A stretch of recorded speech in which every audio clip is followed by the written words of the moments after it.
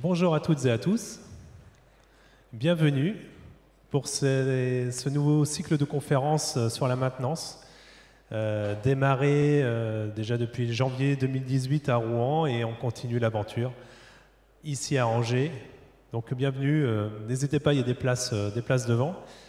Donc ces conférences sont organisées par moi-même, qui suis donc journaliste pour le magazine Production Maintenance que vous avez à l'entrée également. N'hésitez pas à vous servir, voilà, comme madame, n'hésitez pas à vous servir de ce magazine. Et on a été également aidé par l'Association française des ingénieurs et responsables de maintenance, donc l'AFIM, qui nous a aidé à élaborer ce programme de conférence. Un programme de conférence à la fois technique et pratique, basé essentiellement sur le retour d'expérience.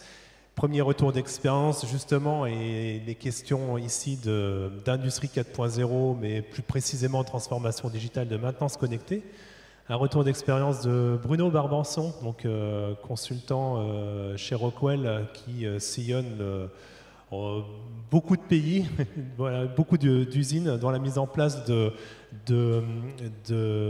bonnes pratiques d'asset management et de mise en place de nouvelles technologies. Avec un cas concret qui nous expliquera, après avoir présenté ce qu'est pour lui la transformation digitale et la maintenance connectée, un cas concret dans une usine de boissons énergisantes, dont on ne dira pas le nom, mais qui se trouve au Canada. Je te laisse la parole, Bruno. Bonjour. En préambule, je vais vous dire tout de suite qu'il y a des slides que je vais passer très vite parce que le temps m'est compté. Donc il y a des choses que je passerai assez vite. Donc pour commencer, je vais simplement rapidement, je ne sais pas si vous connaissez Rockwell, mais très très rapidement, c'est une entreprise qui est connue sous le terme d'Alan Bradley. Au départ, c'était la première marque. 22 000 personnes dans le monde, 6,3 milliards. Voilà, bon, ça donne un peu une idée.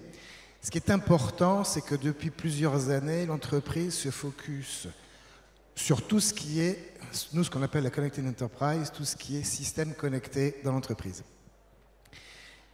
On a notre core business qui sont les drives, les architectures d'automatisme qui restent en place, mais surtout on se focus là-dessus en développant des relations avec des partenaires. Bon, Cisco est bien connu, PTC, je ne sais pas si vous connaissez, mais si je fais allusion au logiciel Katia, vous devez connaître, etc. Donc c'est pour vous donner un peu une idée de qui est Rockwell, très rapidement. Est-ce que vous entendez tous bien Bruno? Parce qu'on a une machine juste derrière qui fait beaucoup de bruit. N'hésite pas à parler plus fort. Oh. Je vais faire un effort, ok. Donc, ce que je vais rapidement, je vais vous donner une idée de ce que nous, on appelle l'entreprise 4.0. Comment on envisage la connexion de la maintenance, comment on fait la maintenance connectée, comment on le met en œuvre.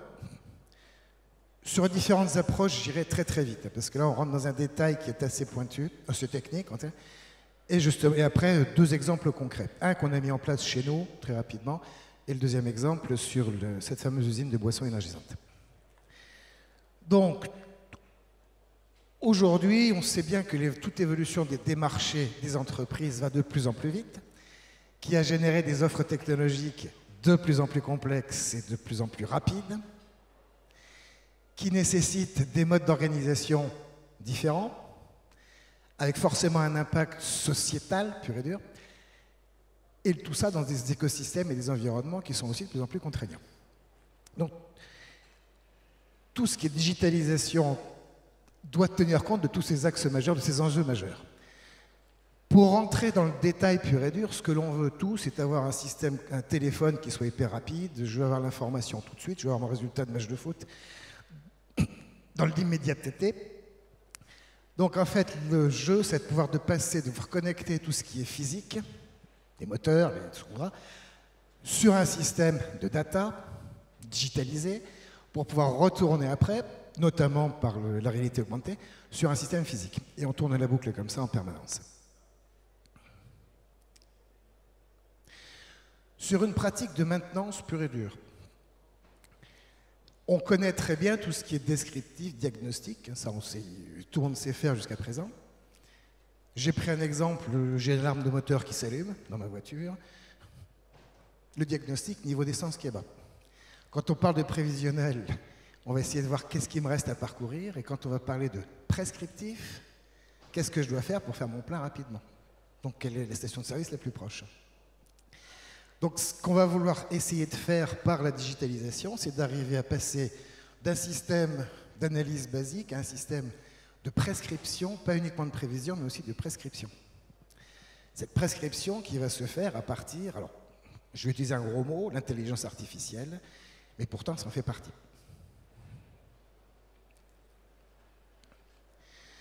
Le mainteneur, là-dedans, il va se trouver face à ce challenge, si j'ose dire, où il va devoir intégrer dans les systèmes qu'il gère, dans les machines qu'il gère, des assets de plus en plus complexes, de plus en plus automatisés, en sachant que l'entreprise dans laquelle il travaille est de plus en plus flexible, il y a des business models qui sont très flexibles, donc des opérations qui peuvent être flexibles. Le mix produit peut changer du jour au lendemain, la machine s'arrête, repart, peut-être pas avec les mêmes caractéristiques, les mêmes débits, les mêmes fluides. Tout ça dans un environnement sécurisé, sécurité des personnes, sécurité des biens et sécurité des réseaux, de plus en plus. Et bien sûr, les financiers derrière qui vont demander zéro infrastructure pour le support, c'est-à-dire qu'ils ne veulent pas dépenser un sou. Alors, il y a quand même un avantage pour les entreprises maintenant, depuis le 1er janvier 2019, c'est l'IRFS 16 qui permet de passer en leasing, plein de choses. Donc, c'est une voie de développement que des entreprises commencent à utiliser, c'est-à-dire d'utiliser des assets as a service. On pourra en reparler à part. C'est un sujet complètement à part. Mais ceci dit, c'est une des solutions qui peut être utilisable. Ce qui fait que toujours mon mainteneur il va se retrouver avec des challenges beaucoup plus pragmatiques, pressurisés par les valeurs commerciales où on veut une mise sur le marché très rapide, on veut un TCO qui soit le plus bas possible, il faut utiliser au mieux les assets qui sont en train de vieillir, tout en manageant tous les risques. Donc, si je résume un peu les contraintes du mainteneur, il y a une perte de compétences de plus en plus, les compétences se perdent, il faut le reconnaître, ou ne sont pas encore arrivées dans l'entreprise. Le vieillissement des assets, si je ne sais pas dans quelles entreprises vous travaillez, mais de plus en plus, moi je me rends compte qu'on veut utiliser au maximum, on l'allonge le temps de vie des assets, ça s'use, ça fatigue. Une contrainte de dépenses, effectivement, d'environnemental, de cyberattaque ou d'attaque physique, tout simplement. Et tout ça en mettant une convergence IT-OT dans tous les systèmes. Donc c'est un peu tous les challenges que doit relever le mainteneur. Il va essayer en digitalisant son système, les systèmes.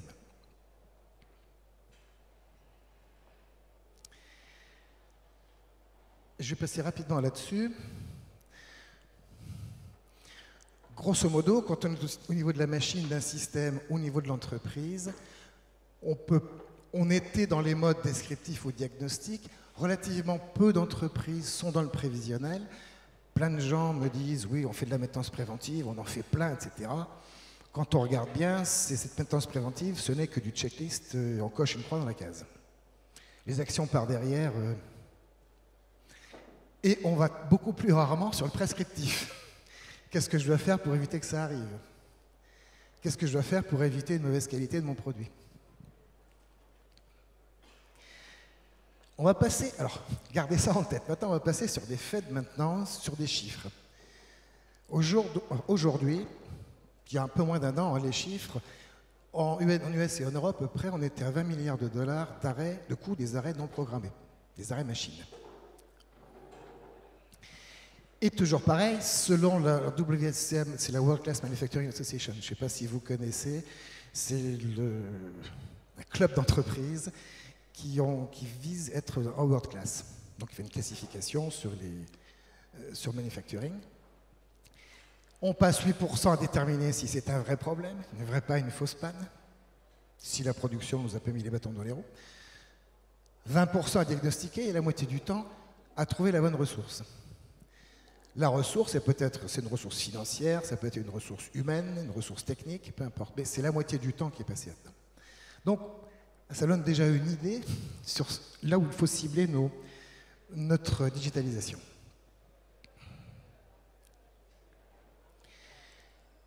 qu'est-ce qui se passe en maintenance depuis une bonne dizaine d'années, si j'ose dire? Cette fameuse World Class Manufacturing Association a classé donc les usines en fonction de différents critères. Il y a les meilleurs, il y a la moyenne, et il y a les moins bons, si j'ose dire. Mais les meilleurs, en mettant en place différents systèmes, entre autres la digitalisation, mais d'autres systèmes en place, ce n'est pas uniquement dû à la digitalisation, ont économisé 3,5%, sont descendus, je dirais, à 3,5% du temps d'arrêt, en moyenne. Ont diminué de 13% leur coût de maintenance. Et surtout un ROA qui est augmenté de 24%. Donc, la mise en place de ce genre de choses, entre autres grâce à la digitalisation, permet de faire évoluer un peu les KPI classiques. De plus en plus, on va passer de la maintenance vers l'asset management, c'est-à-dire que vous avez peut-être connu la période dans les années 50-60, on parlait d'entretien, les services entretien, qui sont devenus les services maintenance, qui sont en train de devenir des asset management maintenant. On manage un asset, on ne manage plus des machines. C'est une réalité. Hein.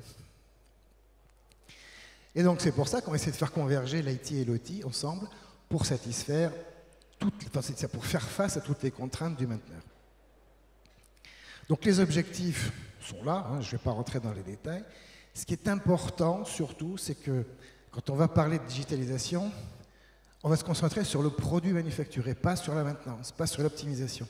La maintenance ne devient qu'un outil. C'est pour ça qu'on parle de plus en plus d'asset management. Donc on va se focaliser sur le produit manufacturé. Ceci dit, le mainteneur existe quand même. Donc qu'est-ce qu'il va devoir faire? Pour arriver aux résultats qui lui sont demandés, augmenter la productivité, maximiser le temps disponible, optimiser la production, etc., il va devoir connecter ses fonctions essentielles de la maintenance.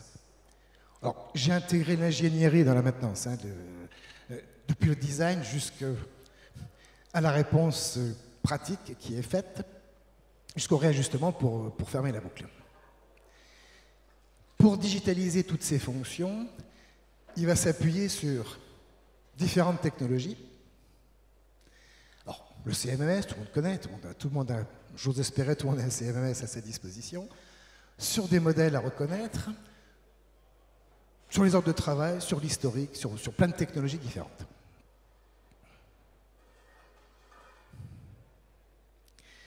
Donc, comment ça va se mettre en œuvre?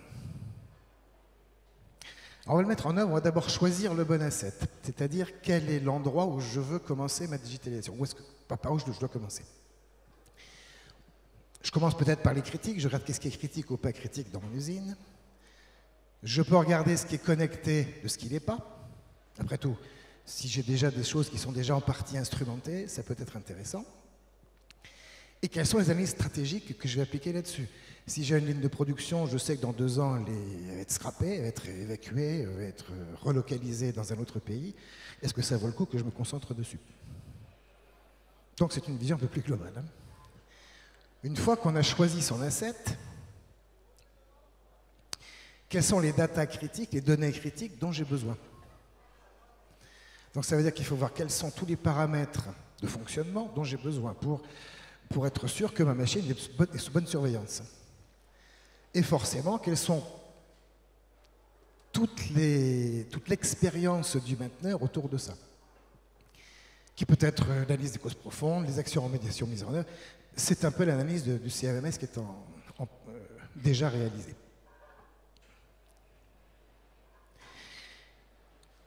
Pour résumer, quand j'ai un système que je vais devoir instrumenter ou qui est partiellement instrumenté, la maintenance va apporter son savoir-faire, ses savoirs, ses data, les données pures et dures, et l'asset manager ou le système, je dirais l'organisation, va apporter les algorithmes et les modèles opérationnels. On va y revenir juste après. Hein.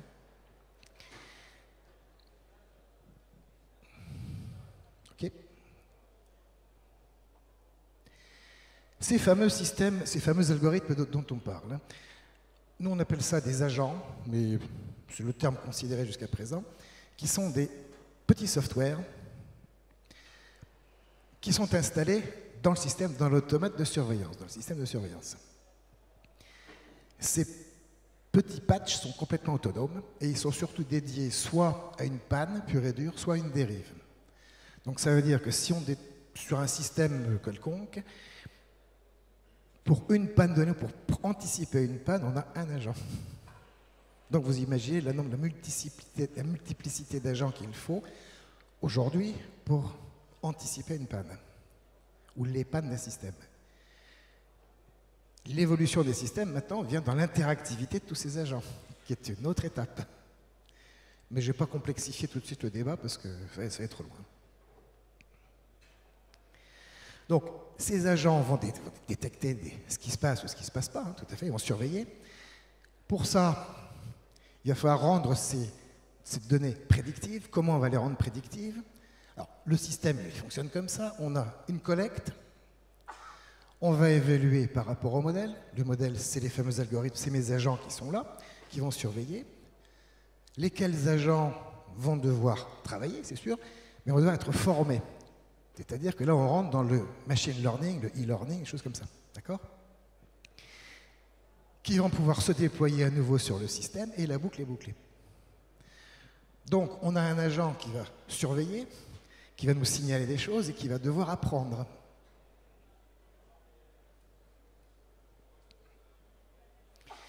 Et c'est là où on va parler des différentes approches.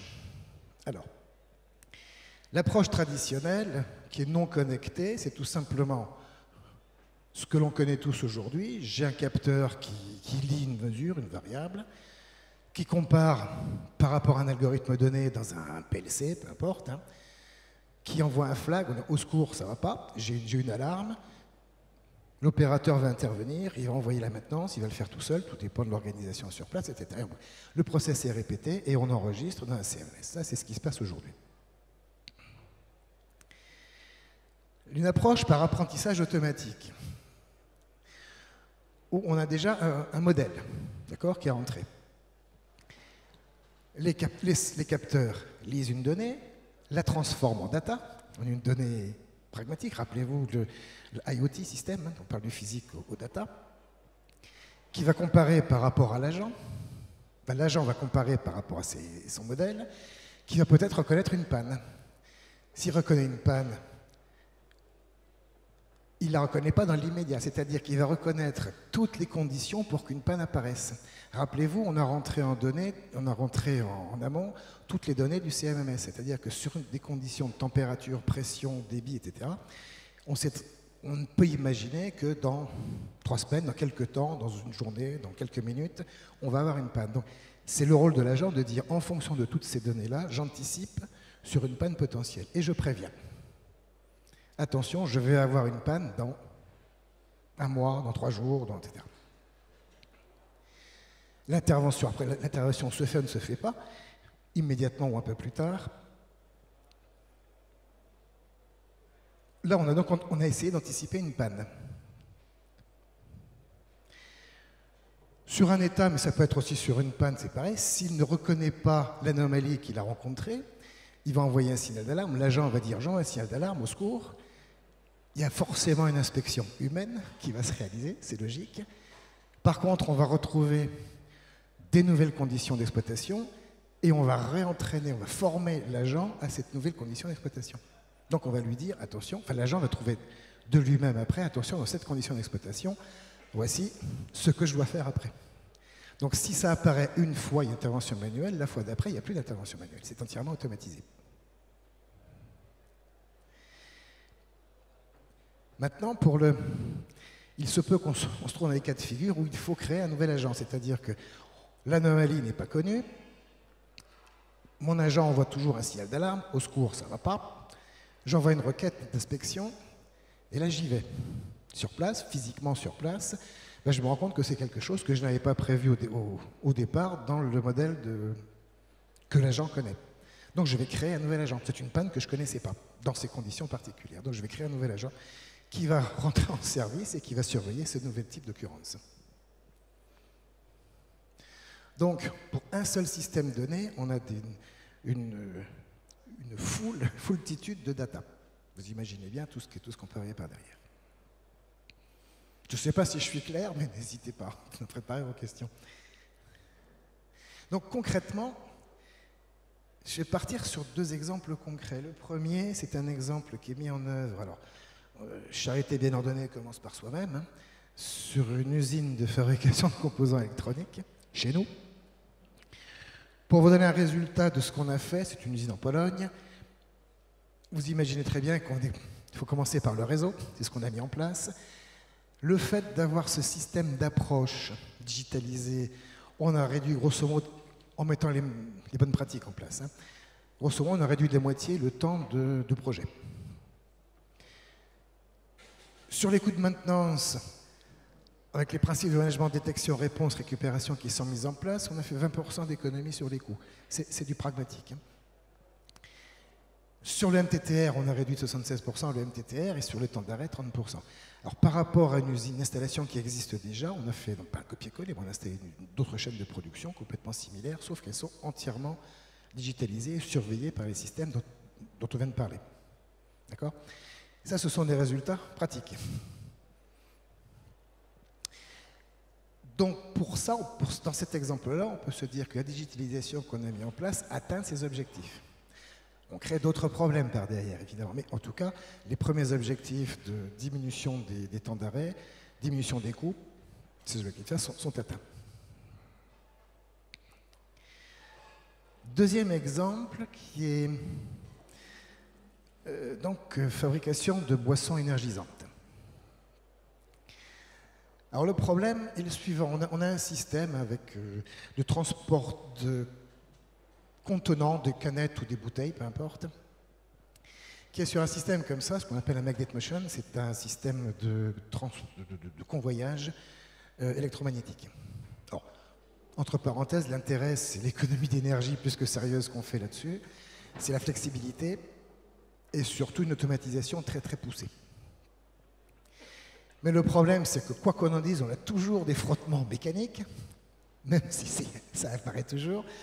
Donc la question que le client s'est posée, comment je vais pouvoir maintenir en état tout mon système de chariot en sachant que c'est un point d'usure et en sachant que je veux peu de temps d'arrêt, que je veux minimiser mes coûts, etc., etc. Donc on a mis en place le système dont on vient de parler et grosso modo, ils font 45 000 $ d'économie par ligne, uniquement sur la réduction des temps d'arrêt. Nous, on est contents, parce que ce qu'on a mis en place est efficace. Ils ont une vingtaine de lignes comme ça. Donc ça donne un peu une idée de l'échelle. Donc forcément, on est en train d'installer la suite. Alors comment ce truc fonctionne? On a vu tout à l'heure les grands principes, hein, du principe des agents, etc. Donc là, tout simplement, c'est qu'est-ce que le mainteneur a à sa disposition. Il a des jolis tableaux. Il a un truc hyper classique. Hein. Donc c'est une idée des lignes de mixage. Là, c'est mon système de magnet motion, de transport électromagnétique, le remplissage et puis le packaging. Sur cette ligne-là, on sait que le mixeur 2 est hors service, ok, peu importe. Par contre, ce qui est important, c'est ici, c'est que on lui dit que ligne 1, filler 1, ici, donc cette ligne-là, est en train de fonctionner, mais que dans 4,7 jours, le cart 12, donc le chariot numéro 12, va tomber en panne. Ces prédictions, elles se font, je reviens au départ, à l'initiation du système, par rapport à la connaissance du mainteneur, par rapport aux data qu'il a pu rentrer, et par rapport aussi à tous les capteurs qui sont installés sur le système. Donc on lui dit, attention, le cart 12 va tomber en panne. Voilà. Qu'est-ce qu'on fait? Donc là, on est purement dans la prédiction. Autre tableau qu'on a à notre disposition, on sait qu'on a produit 87 110 sur 87 180, 80 en écart, que le total de downtime, c'était 147 heures depuis l'initialisation de la machine, et surtout que, attention, dans 4,7 jours, on a celui-là qui va se casser les figures, on a toutes les données de base, je dirais, de classiques hein, qu'on va retrouver. Donc, qu'est-ce que je dois faire? Est-ce que je dois intervenir ou pas? Alors, le système, là c'est pour compléter un peu l'histoire, hein, c'est une idée de l'évolution du cycle de vie de chaque chariot. Le 12 a un gros problème, le 12 il se casse la figure, hein, en termes d'usure, usure prématurée. Donc le système va sortir automatiquement l'ordre de travail, mais ça c'est un peu plus classique, l'ordre de travail, qui est lié lui-même avec le magasin, qui est lui-même lié avec les achats. Donc cette prévision de panne va être complétée par une prescription. Voilà ce qu'il faut faire, voilà la procédure de changement du carte. Et derrière, après, on a tous les tâches, les matériels, les services, les outils, tout ce qu'il faut pour mettre en place avec la liaison avec les achats, pour commander les pièces en temps et en heure, juste au moment où il faut. Donc effectivement, ça exige un flux tendu partout. Donc ça, ce système-là, le gros avantage, c'est que 45 000 $ par ligne, hein, uniquement sur les temps d'arrêt. Il n'y a pas photo.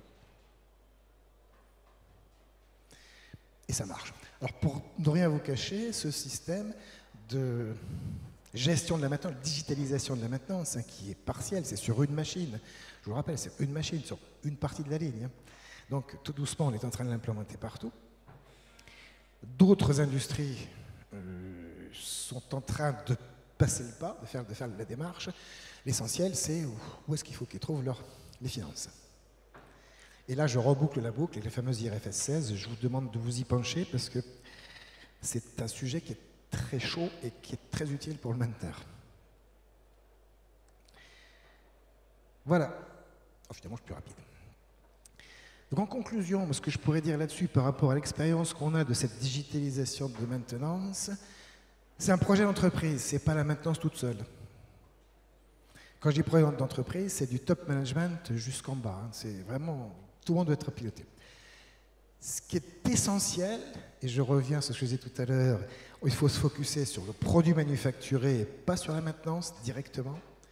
C'est qu'est-ce qui va autour du produit manufacturé et surtout, comment on souhaite piloter une ligne de production. C'est pas qu'est-ce que je veux piloter, c'est comment je veux piloter mes lignes de production. Là, donc, je fais bien appel à l'asset management et non plus à la maintenance pure et dure. Et je reviens, la maintenance est un outil de l'asset management. C'est pas du plug and play, c'est clair. Donc, ça exige beaucoup d'efforts, beaucoup de brainstorming et surtout, le savoir-faire du mainteneur est fondamental. Il est fondamental. On ne peut pas faire sans. Et après, tout ça progresse en fonction des besoins et des résultats attendus. Je vous rappelle qu'est-ce qu'on doit cibler, quels sont les assets que l'on doit cibler, qu'est-ce qu'on veut en faire, l'infrastructure du réseau, IoT, est-ce que vous avez un réseau installé ou pas. Donc si vous avez déjà installé un réseau, il faut d'abord le cleaner, si j'ose dire, le nettoyer. Est-ce qu'il est perfectible ou pas, est-ce qu'il est fragile ou pas, est-ce qu'il est vulnérable. Et enfin, quelles sont les ressources que vous voulez mettre en face pour digitaliser. Et on boucle la boucle par rapport aux besoins et résultats attendus. Finalement, j'étais plus rapide que prévu. Je suis désolé. Je ne sais si je n'ai pas été clair, allez-y, posez des questions, sentez-vous à l'aise. Oui, merci beaucoup Bruno. On a effectivement un temps de questions avant la prochaine intervention à 11h30, qui va suivre donc celle de Bruno et de Rockwell Automation. Cette présentation, vous pouvez évidemment la retrouver alors, sur le site CPEM, enfin la page YouTube de CPEM, du CPEM permanent, où toutes les conférences sont retransmises. Voilà, donc, et également, si vous souhaitez la présentation, je pense que Bruno pourra vous l'envoyer. Sans problème. Est-ce que vous avez des questions particulières par rapport à cette présentation ou par rapport au cas concret également qui a été évoqué?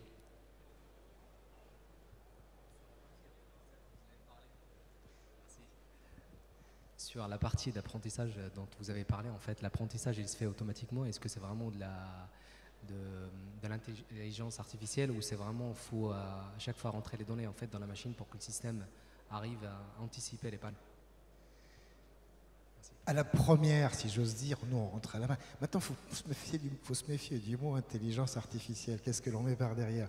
Il n'y a pas d'intelligence en fait, enfin, selon moi. C'est simplement un management de données, une énorme masse de données. C'est du data managing, data mining, peu importe. Mais c'est on va faire un calcul sur énormément de données que humainement on ne peut pas faire en quelques secondes, c'est évident. Moi, c'est ce que j'appelle l'intelligence artificielle. Ça va très vite. Maintenant, non. Cet apprentissage automatique, c'est simplement quand on On va rentrer des données, des situations que l'on ne connaît pas dans le cadre des boissons énergisantes. On a trouvé des situations, on ne sait pas. C'est un cas de figure qu'on n'a pas imaginé. Heureusement qu'il y a un mainteneur qui est là quand même. Et c'est à lui après de renseigner, justement, de rentrer dans le digital, de transformer son physique en digital pour dire ce qui se passe et surtout de ne pas oublier que derrière, alors peu importe le système, que ce soit des lentilles, des HoloLens, de réalité augmentée, tout ce qu'on voudra, de revenir vers le physique en disant qu'est-ce que je dois faire. Qu'est-ce que je dois faire? Parfois, c'est tout simplement, dans ce cas de figure, je fais évoluer ma procédure de changement de chariot. Ou je prends d'autres types de roulements parce que les roulements blablabla, ils sont moins bien que les roulements X, Y, Z. Voilà. On a toujours besoin du matin, on n'en passera jamais. Donc cette fameuse intelligence, je la prends avec beaucoup de précaution, c'est un calcul très rapide. Et tout. Ok, je vous remercie.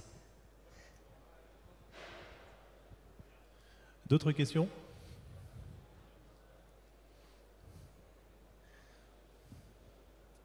Justement, pour suivre, il faut combien de temps pour mettre en place un tel système en comptant la mise en place de l'infrastructure et puis toute la période d'apprentissage des défauts jusqu'à arriver à quelque chose d'efficace et ne plus avoir la majorité des défauts qui ne soient pas reconnus?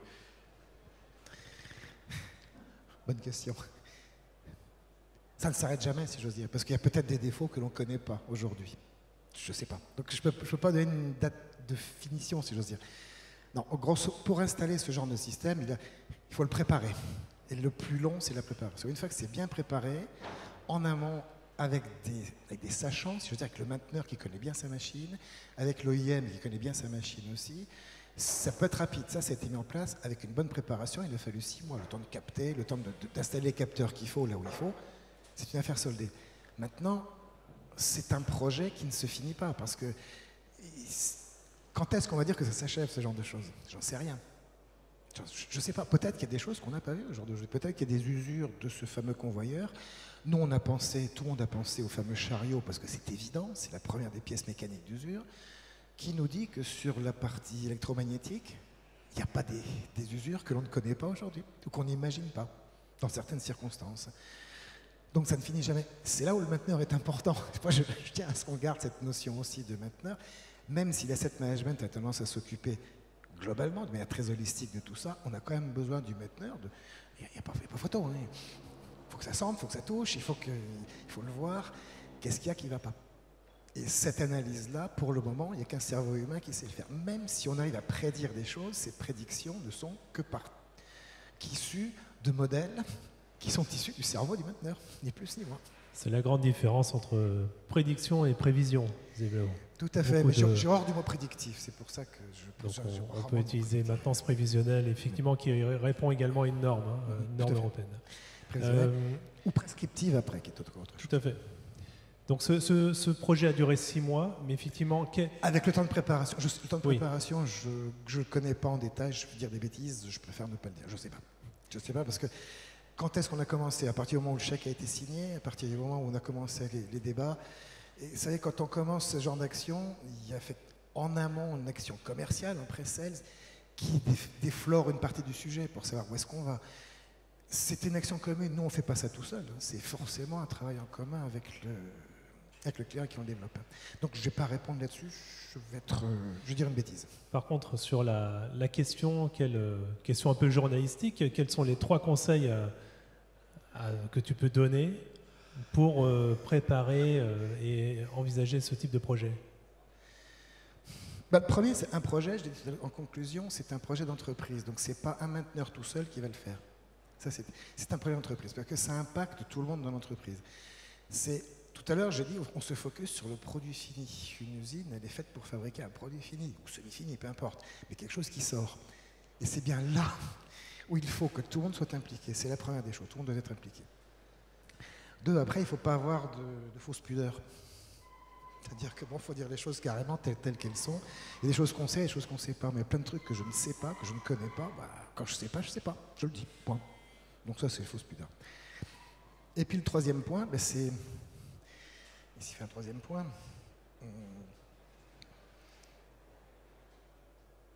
Faites appel à l'extérieur. Posez-nous la question. Parce que nous, on a Si je prends l'exemple, alors je suis désolé, je ne devrais pas en parler, mais si je prends l'exemple de Rockwell, on a une expérience dans le domaine, c'est vrai, on ne connaît pas tout, on n'a pas tout fait partout, loin s'en faut, mais on a fait des choses. Je prends un exemple tout à fait récent qui n'a rien à voir avec ça, où on a fait aussi exactement la même démarche sur une usine de manufacture de pneus dans un pays plutôt vers l'Est. Tout est mis en place et ça marche pareil. Sauf que je n'ai pas pris cet exemple-là aujourd'hui parce que je n'ai pas encore le retour d'expérience concret en termes de dollars chiffrés. Donc, pratiquement, ça marche. C'est un projet qui a mis pratiquement un peu moins d'1 an pour se mettre en place. Donc, entre le moment où on a vraiment commencé à travailler ensemble et le moment où ça a commencé à tourner, c'est un peu moins d'1 an, grosso modo 9 mois, 9 à 10 mois. Mais au jour d'aujourd'hui, je ne le présente pas parce que je ne peux pas vous donner des chiffres précis, des chiffres suffisamment cohérents pour dire c'est bon, ça marche. Mais bon, la prochaine fois, je vous donnerai des chiffres. Promis. Y a-t-il d'autres questions? Oui.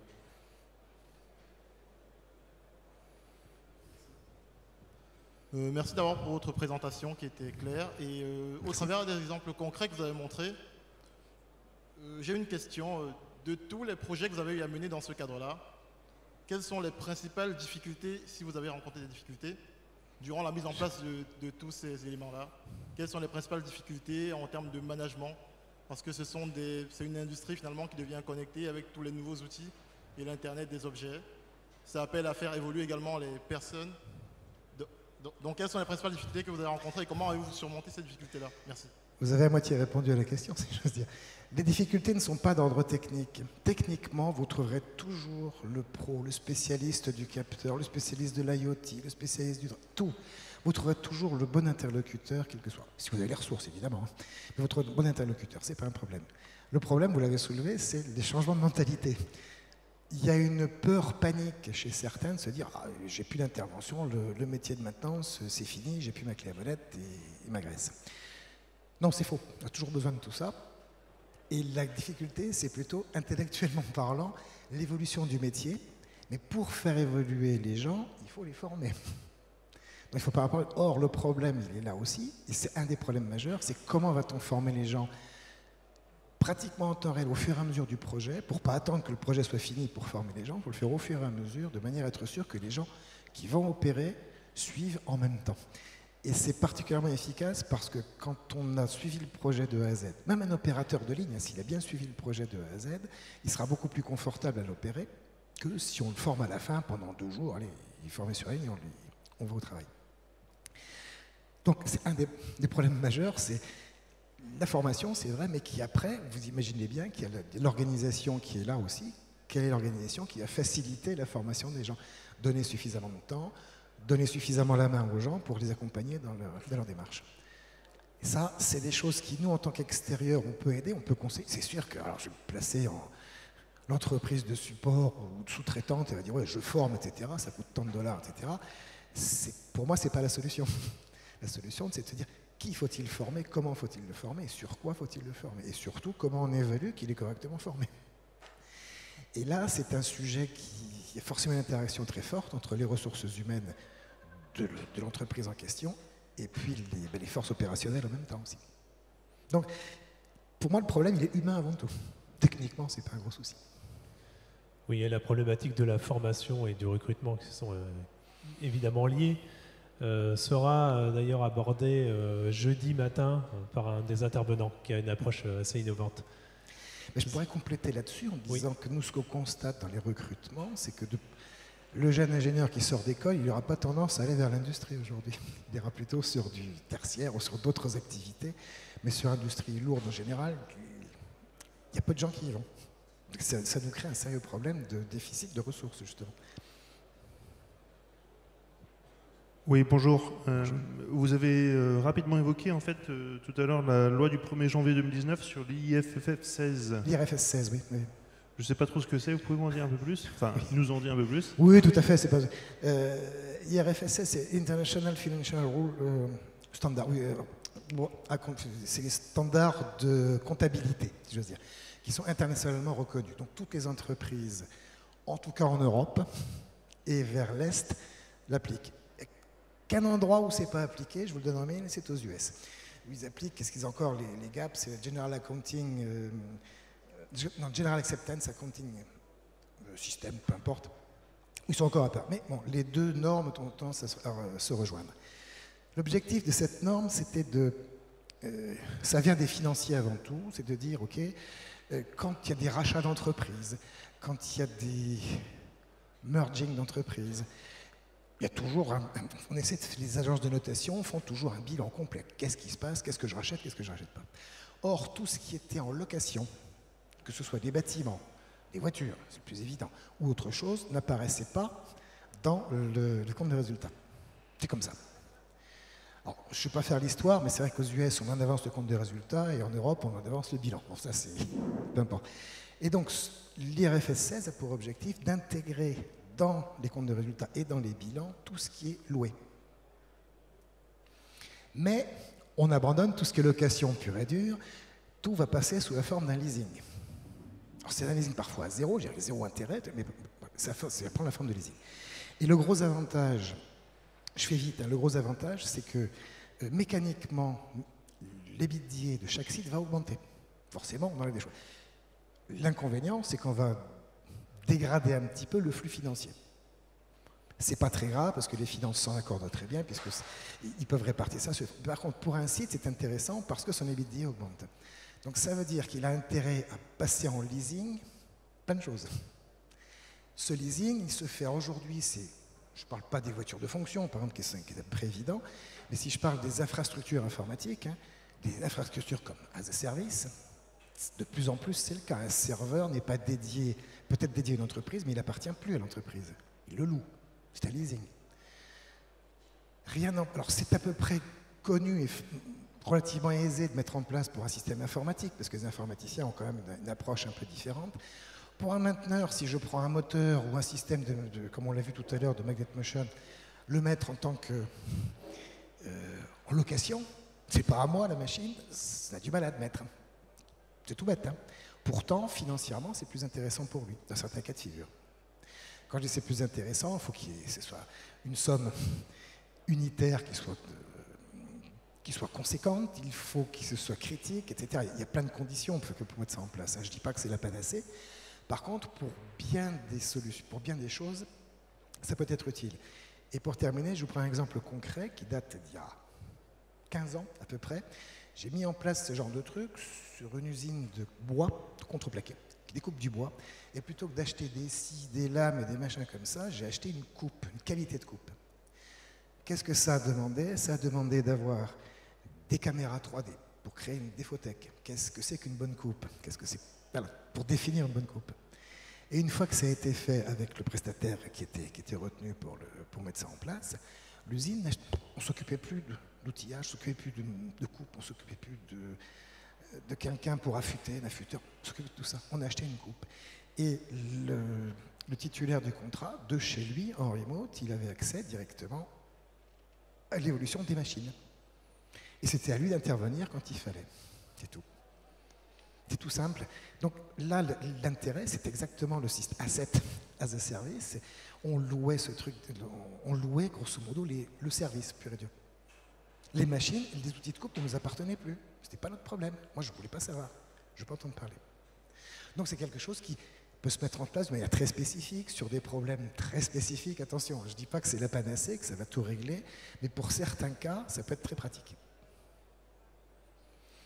Très bien. Est-ce que ça répond à votre question? Une dernière question peut-être? IRFS, c'est ça. Non.